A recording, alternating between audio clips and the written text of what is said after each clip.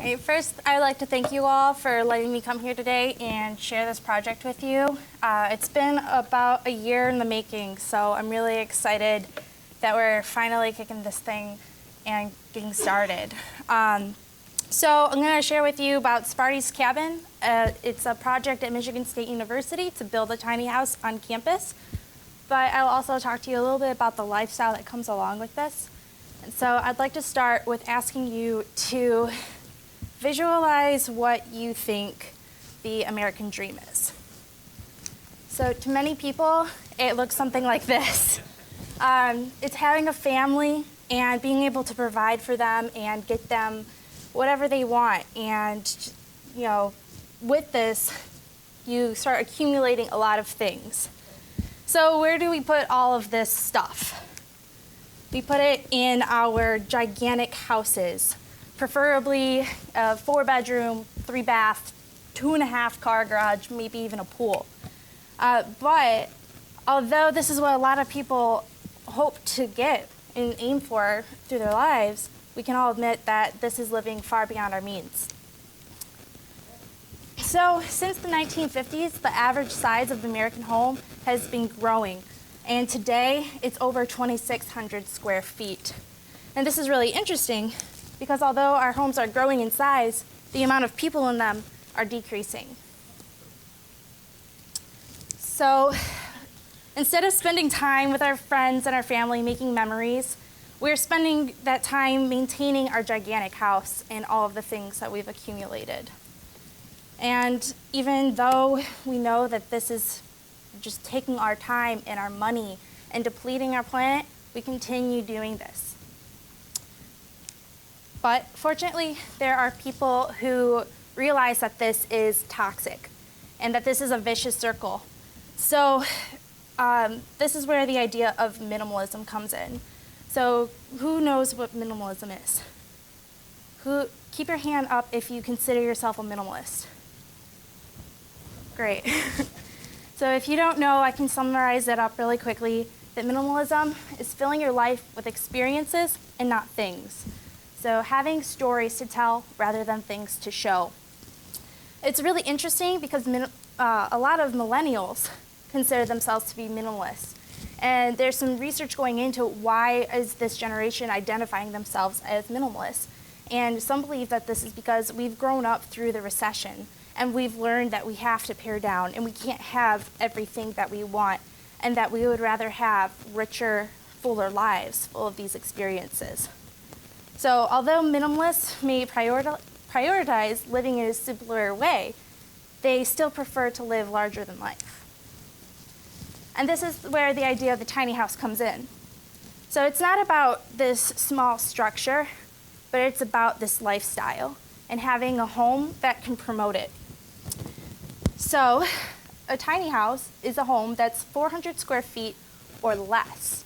And in a little bit, I'll show you the tiny house that we're building. I'll tell you it's 177 square feet.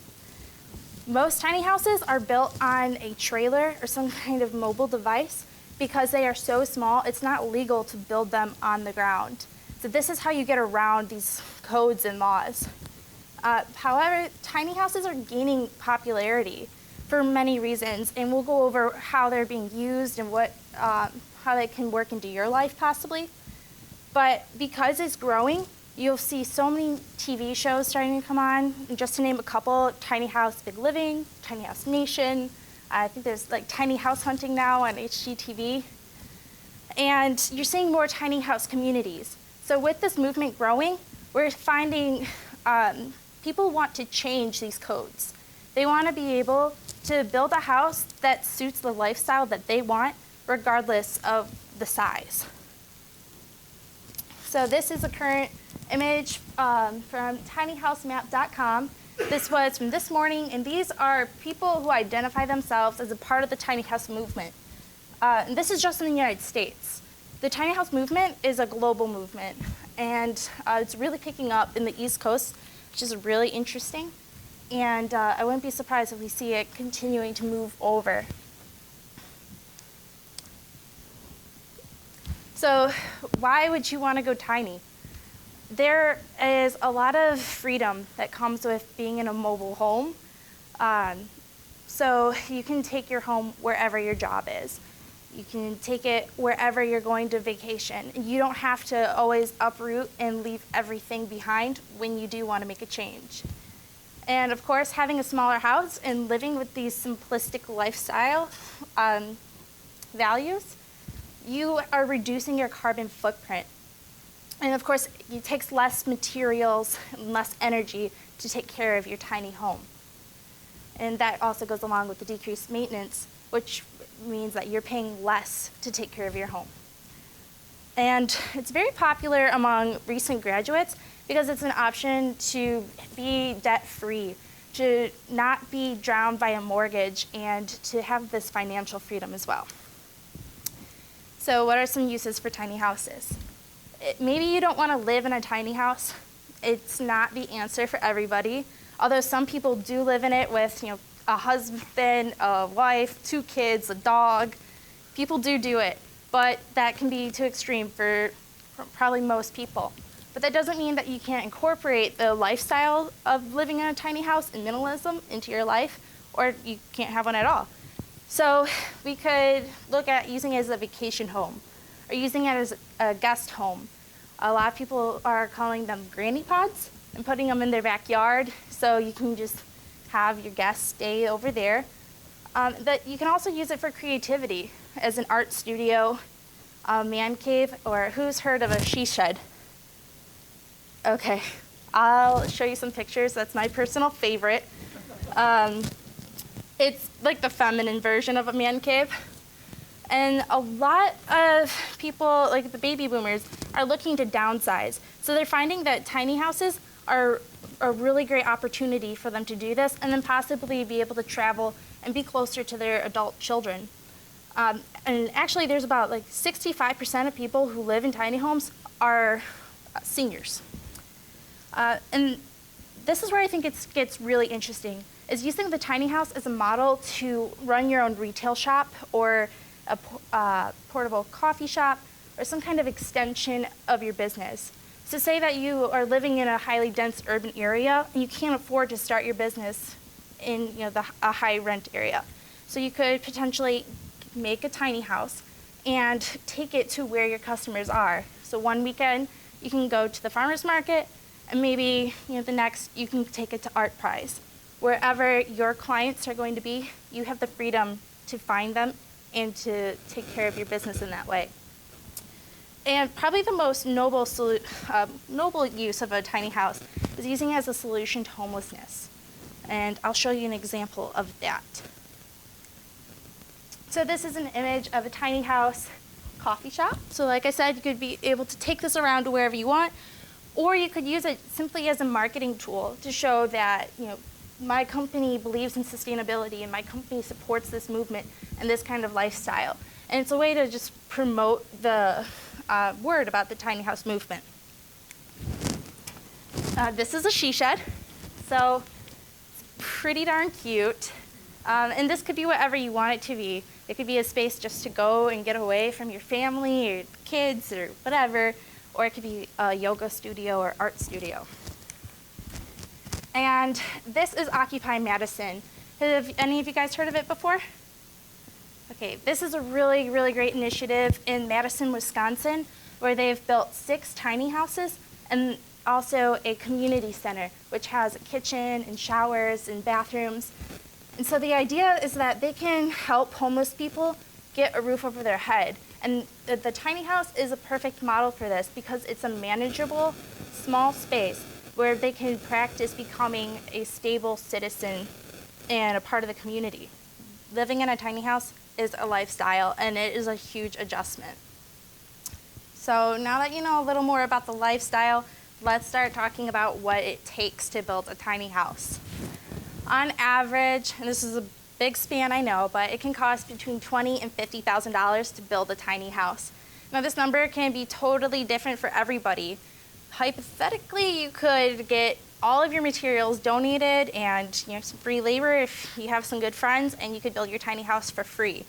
Then on the other end, you could put the nicest materials in there and this thing could skyrocket over $100,000. It's whatever you want it to be.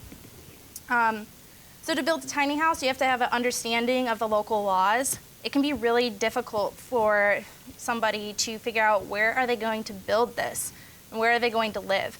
Because as you know, land has very specific zoning, and you're gonna have to figure out where does your tiny house fit within that. Of course, you're going to need tools, and there's a very long list. But you can solve this by borrowing from friends or finding a local tool library. Or of course, you could look on Craigslist or other ways to try to save some money. Helping hands, putting those walls up that's gonna be pretty difficult if you're by yourself. You might want a friend there when you're doing your roofing and other things. And of course, your trailer. I really wanna stress how important it is to have a quality trailer. So some people like to go on Craigslist and find an old trailer and try to make it into what they need. A lot of times if there's a dovetail, they'll try to saw it off and just kind of make it work. But it is really important to invest in your trailer because it is the foundation of your home. And as you can imagine, a house that's going to be towed between place to place goes through a lot of different frictions and physics things that a normal house doesn't do. So there can be raking of the walls and the ceiling, and there's a lot of opportunity for some chaos. So having a trailer that's specially designed for tiny houses will really help you feel comfortable in solving these issues. So how long does it take? This is, it depends. It really depends on your skill level.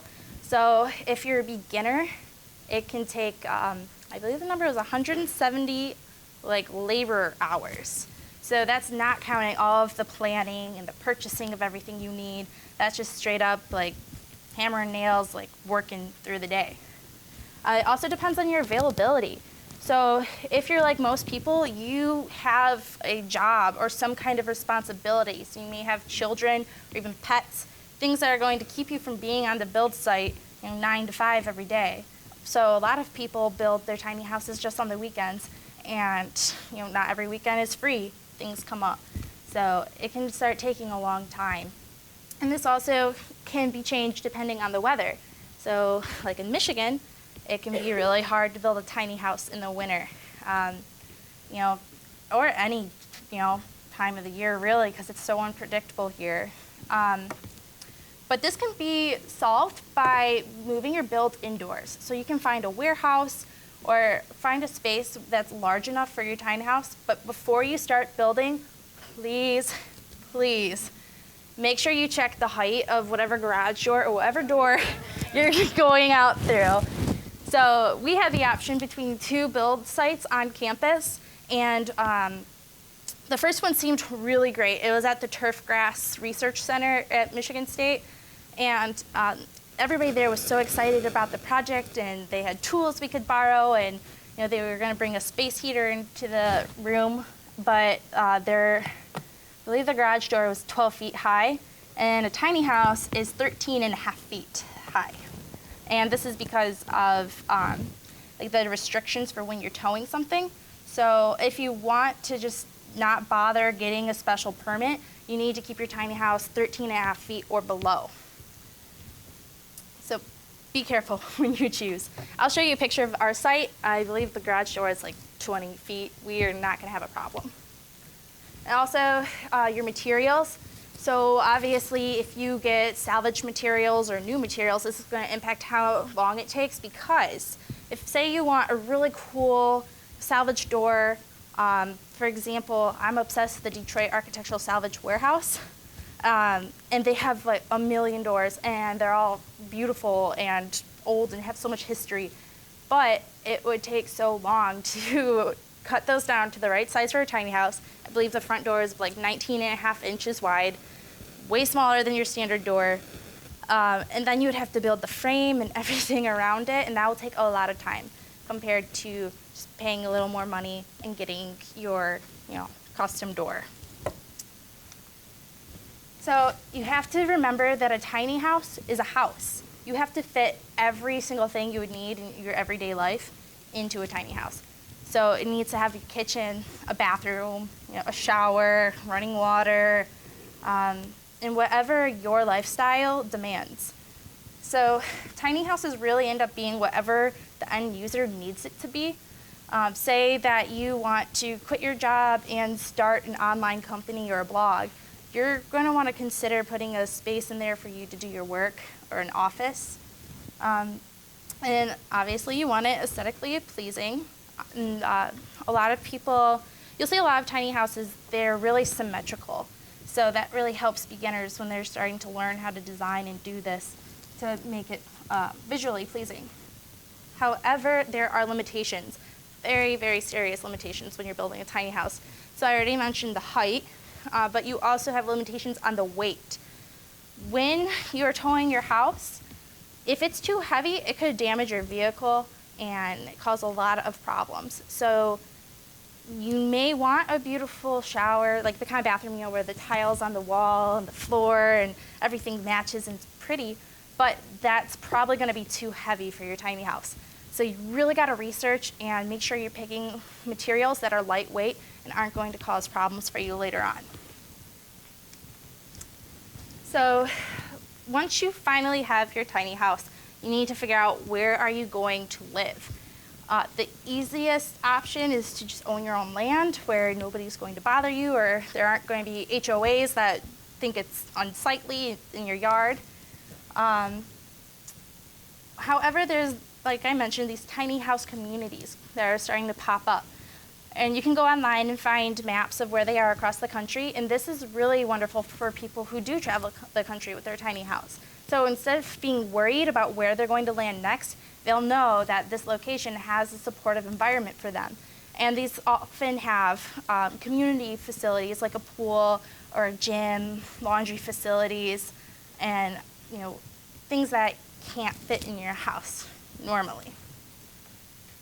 You also have to learn how to take care of your waste and how you're going to get your energy. So our tiny house that we're building, and I'll explain why in a bit, but we're starting it off being just a traditional hookup with all electric. We may retrofit this in the future, but for our purposes now, that's what we need. However, some people like to take their tiny house completely off the grid.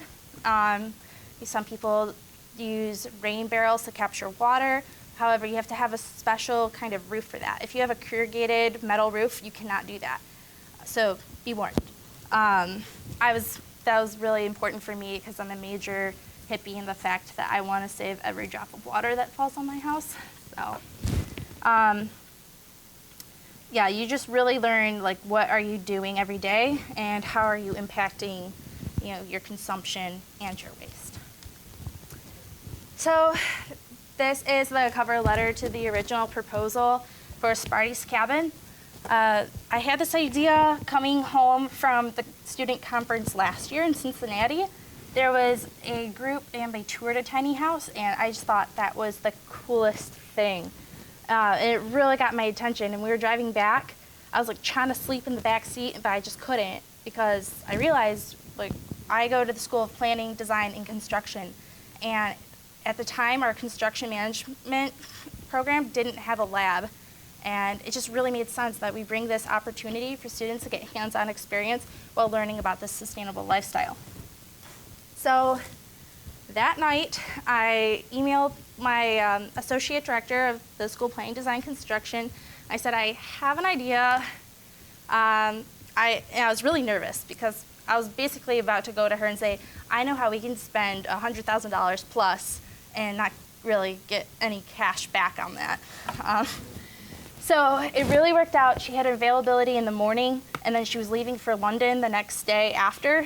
So that night, I typed up a quick proposal, and in that, I just kind of did some research. How much does it cost to build a tiny house? What are the basic steps, and even going into the subdividing that, what are the steps of the roofing, and just kind of getting an idea of what this would look like at our school. So we met, and this was probably the most exciting part, is she just stopped me. I was like, oh my gosh, she's just gonna tell me to leave, I'm wasting her time. And she went over to her desk and she got a big stack of books. And she was like, I just bought these yesterday. And I looked at them, and they're all about tiny houses. She just happened to start doing some research on tiny houses with some independent student credits. So this is our tiny house. This is a model called the Linden by Tumbleweed. We went with a set of plans that was made by an architect, because at the School of Planning, Design, and Construction, we don't have an architecture program. And our plan is that this is going to be actually functional and usable as a home, and we didn't want to risk anything. So we went with the plan. And this is the first floor on the left. You can see we have a great room, a kitchen, and a bathroom, a full bath. And then upstairs we have a sleeping loft and a storage loft. So this plan is 177 square feet. So here's some images of what our plans look like. Our aesthetic is going to be different. We're going for more, not totally modern, but we want it to be bright. So we're using a lot of contrast and white. And in a moment, I'll tell you about a special feature of our interior. So here's looking down from the loft into the great room. This is the loft. If you remember in the video, they had that little teeny tiny angled roof, and she was saying how claustrophobic she was. So with this plan, we have much more space and natural light coming in, and there's a little room for a tiny, kind of a little side table. So this will be a good option for somebody who needs a little more space. It's another view of the kitchen, the front door. Our door is also in the center, and we have a full porch. So on the outside, it'll extend from side to side, which is about 8 feet wide. And this way, maybe a couple or 2 people could hang out on the porch. And I like this picture a lot because it shows an example of the creativity you have to have when you're planning your tiny house.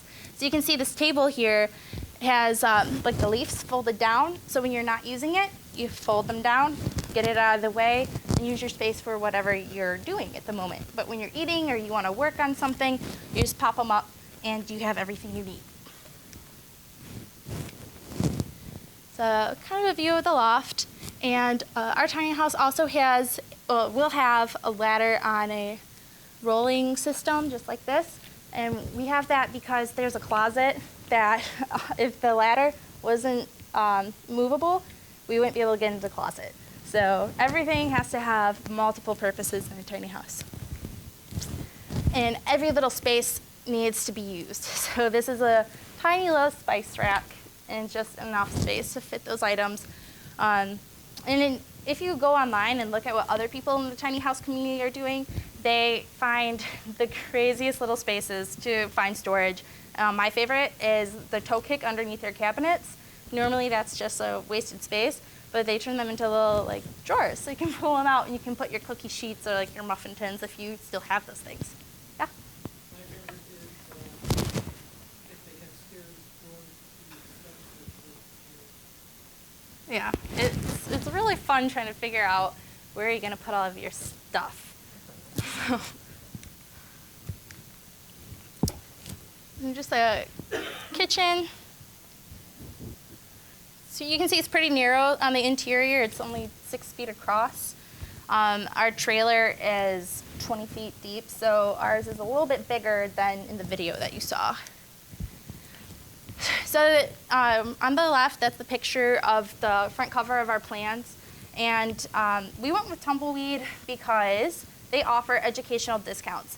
So first, they gave us the plans for free. That saved us upwards of $800. And like I said, we felt very comfortable that it was designed by an architect. And they also had a workshop in Ann Arbor. So 4 of us went over there, and they offered us an educational discount to go hang out for 2 days. And we learned the whole entire process of building a tiny house. And the best part of going to this workshop was that we were able to network with other people interested in this movement and kind of just, kind of create a safety net. So when we were trying to come up with ideas for the design or, had an issue when we were going through the planning process, we could just reach out to these other tiny house enthusiasts and just ask them, what did you do? What did your solution look like? So there's a lot of information sharing, which is really wonderful about this community. We also went with them because their plans match up to their custom tiny house trailers, which are engineered to take care of your tiny house. Specifically, I'm gonna try to use this. They have these little rods on the corners that a lot of trailers don't have, so that just adds some extra stability to the home. So now I'm going to tell you 5 easy steps to building a tiny house at your college or your university. And it's a little misleading because it's a lot harder than that. So first you need to create a proposal like the one that I showed you the cover of. And you need to have this like ready with all your trump cards for any denial that you're going to get. So just sit down and think about why would this make sense for your school to go forward with this project. So have an introduction and write the outcomes.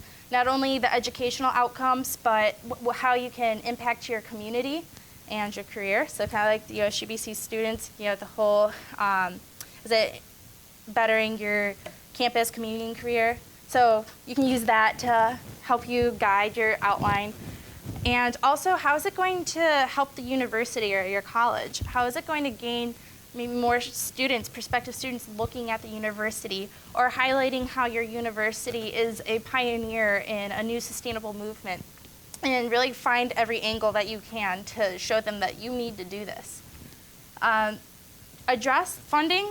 My first proposal, I didn't do too much of this. I just said, we can reach out to alumni. I found these grants and applications on campus that we can apply for and other types of funding. So that really helps. And then also within that, I talked about ways we can save money. So at Michigan State University, we have a surplus store, which is a wonderful resource. This is where a lot of times, a building will get renovated on campus, and the furniture and a lot of items and sometimes even building materials from that will go to the surplus store to be sold. So I pointed that out as an opportunity for us to take advantage of, and that eventually turned into a partnership with the surplus store.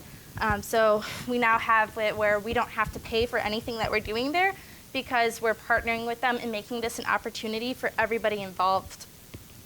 The feasibility, I looked at a couple of other universities that tried to build tiny houses. There was one community college, and they did it through their homeowners association. And then the other one that really stood out was the Savannah College of Art and Design. And I did have a picture of one of theirs on the slides. It was like the blue chevron one, if you remember that. So I really like their project because they use tiny houses as an answer to all of this abandoned urban area. They have a lot of parking space in Savannah, and they use this from an urban planning point of view of how can we make this usable and a valuable space to our community again. So you can see you can find the kind of angle that you need to present this idea to your university. And then, of course, put a general budget, and ours I just had real general, like it could be free, it could be $100,000, but it was just still a starting point, just figuring out a range, because you will go through and edit this until it's accurate into what you need it to be. I included the general process and then also the contact information. And if anybody's interested, I'll have my contact information at the end, and I'd be more than happy to send my original proposal to you or any other documents that have been created along the way. So second step is you need to create your dream team. I have 3 of my dream team in the back over there. Wave. Okay. So you can't build a tiny house by yourself. And I did not expect this going into this. I didn't know that I would need so many people to help. I knew students would be building it, but I didn't realize that on a university level, there's so much organization and planning that needs to go into this. So our team started off with 4 core people. It's myself, Kylie, the vice president, and one construction management professor and the associate director of SPDC. it was very, very important to make a close connection with the associate director, Dr. Crawford, because she helped, whenever we get stuck or we can't see how is this really going to happen, she helped guide us. She helped tell us, all right, you've done a great job on this. Now you have to do X, Y, and Z, and you have to, present that to this person and that person. And she really helped us figure out the bureaucracy within the university of how to get through all these layers to gain our approval for the project. I also want to mention, do not tell people that you're building a tiny house until you get the approval from the highest level. We have to be very careful about that because, just like anything else, there's politics, and say, President Simon heard that we're building a tiny house and she's never heard of it, that might reflect badly on us. So it was really difficult to wait and tell everybody, but we had to make sure that this project would really go through. So some of the people that are on our team, which has now grown, there's probably like 20 people that work on it, like meet every single Monday, or we meet Mondays at 9. So that team's growing every single week. But this project has gone through the office of probably more than 50 people at the school. Maybe more, because I'm lucky that Dr. Crawford takes care of a lot of that for me. So we have our university liaisons. We have a scheduler, so figuring out the timeline of our tiny house. Our build is going to take 12 days, and this is actually very generous. We've calculated that with tons of learning curve time and you're just general messing around and having fun. So we're on track to start March 1st. And I know it's not a Friday, but we're going to be working Friday, Saturday, and Sunday from 8 a.m. to, I believe, 6 or 7 p.m. But we're doing it in shifts throughout the day. And there'll be 4 student builders and 1 supervisor, and then whoever has the expertise to properly teach the students whatever process we're doing that day will be there as well. So we're on track to finish. I'm really excited about this on April 22nd. Who knows what April 22nd is? Earth Day, yeah. So we should have started our build back in January. However, because we're at a university, we had difficulty ordering our trailer. Like I said, we ordered from Tumbleweed, and that was an issue for the university that we were sole sourcing, and we were saying we want it from just this company. So we had to go back and do all this writing and supporting evidence of why we needed it from them, and that really pushed us back like a month and a half of our build. But I'm actually kind of happy that happened because I would be really overwhelmed. And now we finish on Earth Day, and we're partnering with other student groups on campus, such as Sustainable Spartans, to have one big Earth Day celebration with a ribbon cutting. Other people on the team include our media and communication, so that's a group within itself. We've got 5 people, both from the university and students, working together on promoting this project. We have our build schedule manager, who, and I didn't even know we were going to need this, but he's taking care of anybody who's signing up to build and figuring out when to schedule them, making sure we have enough people every day, having a backup plan in case somebody gets sick or you just can't show up that day, and making sure that we will always have enough people on site to get this project done on time. It has to be done because most of us and USGBC students are graduating in May, and we won't be sticking around. So, yeah. We also have a rental agreement manager, and this is I'm really excited about this. So the idea is that we're going to build this tiny house, and then we're going to use it for education, of course, but then during the fall of next year, or like 2016 fall, we're going to use this as an opportunity to create some fundraising. So we're aiming at some very elite alumni, and we're offering them, spend a night in Sparty's Cabin on the Red Cedar, and it will be the perfect tailgate for you. So we're figuring out how we can allow them to rent it, and we're going to charge a nice amount of money, a very nice funding source. And with this, they can spend the night in the Sparty's Cabin, and they can, we're seeing if we can have Sparty, come take them into the house if we can get MSU to cater breakfast for them and just make it a really unique experience. So we're only doing this for 8 individuals. And the idea is that we'll gain money from this and advertising. So once we are ready, we want to auction the tiny house and then take any of the proceeds, keep some for USGB students as a seed fund, then donate that money back to charity to in the greater Lansing area to a charity that addresses a housing crisis. So that's where our rental agreement manager comes in. Of course, we have our build site coordinator, sustainability department, and other campus partners. So this is our build site. It's very interesting. We're building at MSU Surplus Center. And here's the big door I told you about, and this is our build site right here. They're clearing it out, but this is actually where all of the recycling is separated on campus. Luckily, it's not too late into the year, so it's not going to snow, too bad. We get that. But we are going to be in a nice, warm environment. And then also on this wall here, there's a door, and you can kind of see the windows. And there is a really wonderful lounge space with coffee and refrigerators and computers, and even a training space that we can use to prepare the students, show them what they're going to be doing the day before we get started. So MSU's Recycling Center has become one of our main partners. This is probably the coolest part about the tiny house. So normally when there is a building erected or renovated on campus and they're doing an addition, they would take the trees and they would chip them or burn them. And there's a new group on campus called MSU Shadows, and they're part of the forestry department where they're salvaging these trees and they're turning them into lumber. And then they find local Michigan artisans to create them into beautiful furniture, cutting boards, anything you can imagine. So we've partnered with them, and they're going to be helping us make our countertops and some shelves. They offered a lot more board feet, I believe they call it, like 500 board feet for us. But we wanted to highlight their skill and really make this a feature of the house rather than just flooding it with their lumber. So if you get a chance, Google them. They have amazing, amazing furniture and really quality craftsmanship.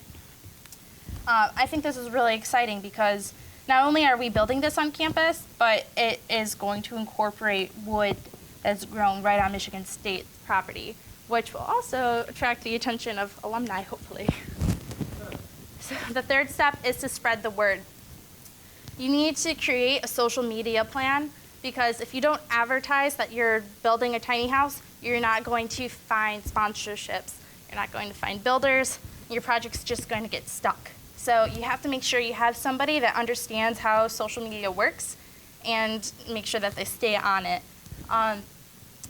We have a website. It's spartyscabin.weebly.com, and you'll see it on a slide in a little bit if you need help spelling it. But we're going to have students blogging about their experience throughout the entire build. So then we're adding information back into the tiny house community and growing the knowledge that's available. We've done newspaper, television, and radio interviews to help spread the word. And a really interesting thing that we're doing is we have 2 cameras, and we're having them set up to just kind of perch and watch the build. And it's going to film the entire thing from start to finish. So when we're done, we can create a time-lapse video or like stop motion or do a bunch of different promotional things with this footage. We're also using student photographers, and any student that has a talent can come and bring it in, use the tiny house as an opportunity to stretch their creativity. And of course, gaining funding. You need to gain funding because it's very difficult to pull this off if you don't. And the more people hear about it and the more they spread the word around, you're going to get more emails and more phone calls of people saying, I would love to help. And so there's 3 areas where you can ask people for help in. You can ask for cash, materials, or expertise. So obviously cash, up front that so we can go to the store. And the materials, we are partnering with some local builders and other people in the area that can donate the lumber and help us accommodate for those costs, but also expertise. Not everybody that's at the university knows how to build, a home or do certain aspects of this. So we're asking people to come in and spend the time with the students to show them how to do this properly and safely. So for example, we have a carpet manufacturer that is a MSU alumni, and he heard about the project and he's just so excited about it. So he's offered to spend the day showing the students how to lay in carpet. So on the loft, we're using carpet tiles, and he helped us through that decision by telling us why carpet tiles may be more sustainable and be a better option for us, since we are trying to incorporate that throughout this entire project. So he'll come in and spend his own time with us showing us how to do that. Step number 4, you have to build. Like I said, we're going to take 12 days, 3 shifts a day, 4 builders, 1 supervisor, and 1 expertise educator, if you want to call them. And we're not there yet, but we're starting in 10 days.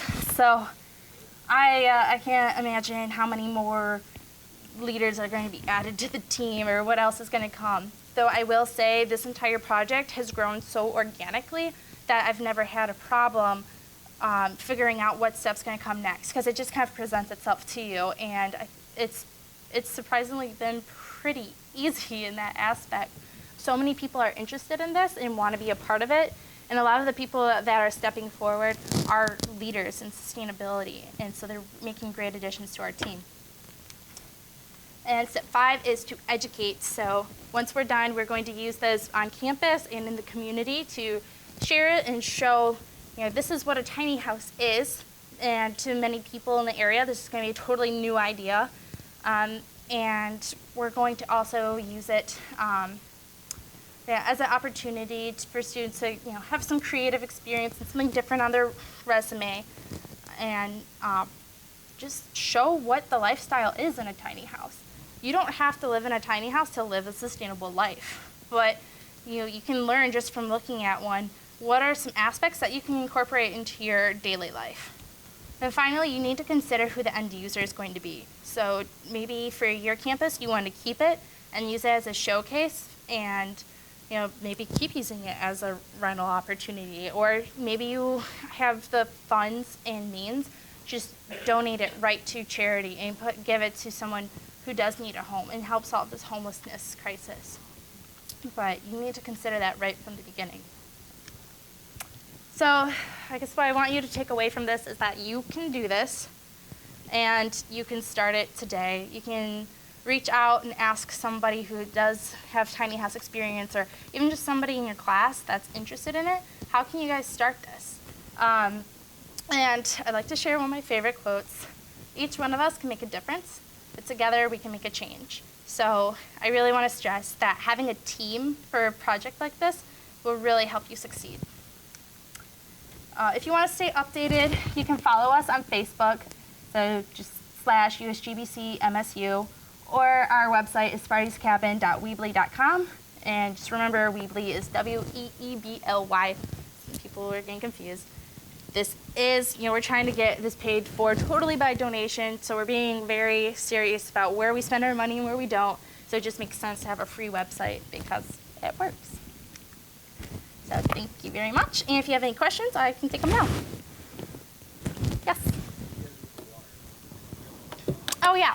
So to start, because we are planning on using this as a rental and a source of funding, we're having just a traditional hookup, and there's places on campus for that. We don't need a generator or anything like that, and our infrastructure and facilities team is helping us figure out where are the places on campus where we can do this. And some ideas of where we're talking about having our tiny house for rental is along the Red Cedar, which is just totally gorgeous, and it's part of our fight song. We've even talked about having it in the Breslin Center, and my favorite is on the 50-yard line. And these are actually possibilities. We're finding that a lot of people are excited about this, and they're being open-minded. And a lot of it is just giving them presentations similar to this and showing them what does the tiny house lifestyle look like, and what does it mean, and why is this important for our university to be a part of it. Yes?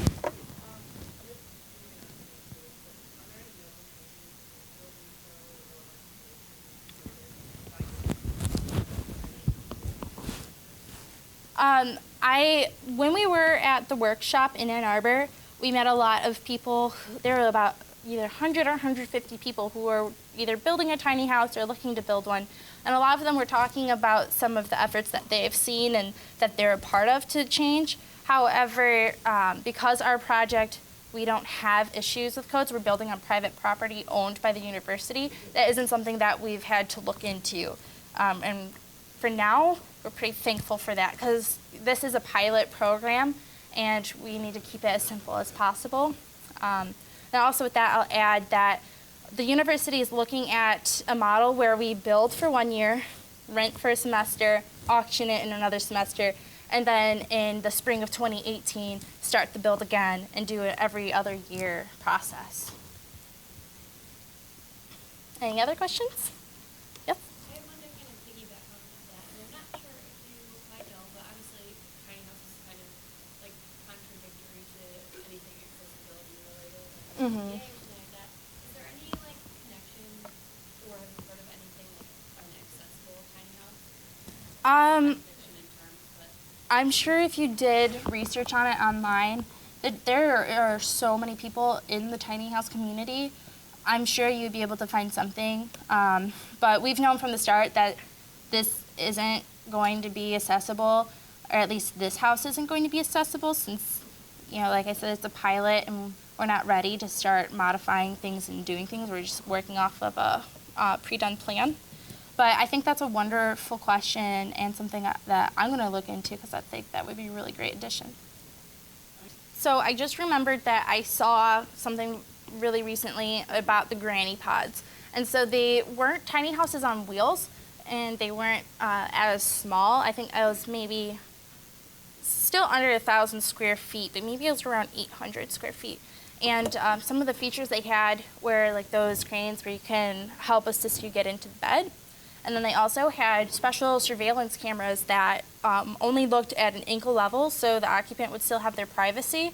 But if something were to happen, like they were to fall, that the system would be able to notify and get help for them. And it had there were maybe like 10 features similar to that. Yeah. Yep.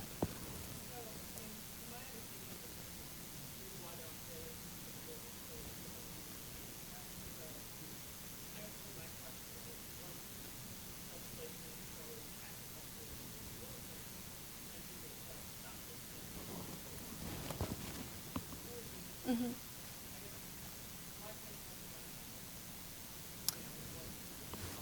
I think it really depends on what your lifestyle is and what your goals are. So kind of like how I talked about the American dream, how, a lot of people imagine this big house with a white picket fence. Tiny houses, I think, are really great in between from that.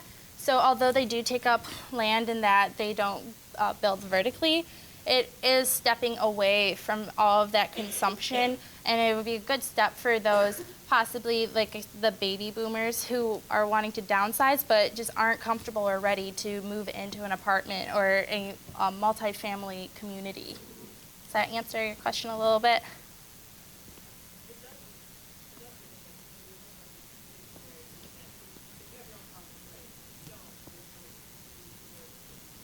Yeah.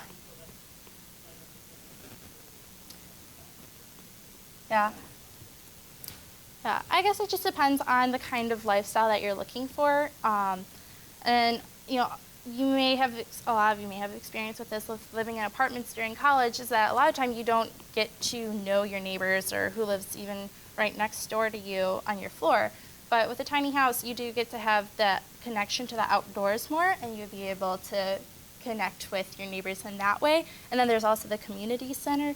So I guess it just depends on what you personally want out of your living arrangement. So this was just a plug for some tiny houses that I'm kind of it started from YouTube called Mojack Studios. They have several tiny houses out there. We will rush the one of them is called the Man House. I think that was the concept behind it is instead of having the White House, it's called the White House.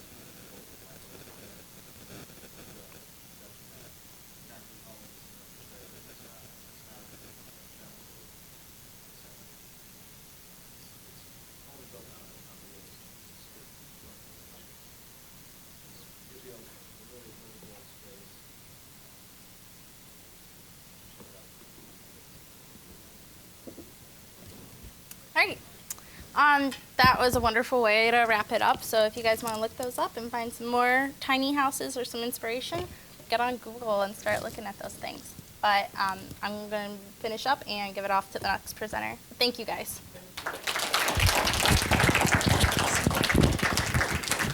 We're going to take a 5-minute break if you want, real quick. So we'll start back up at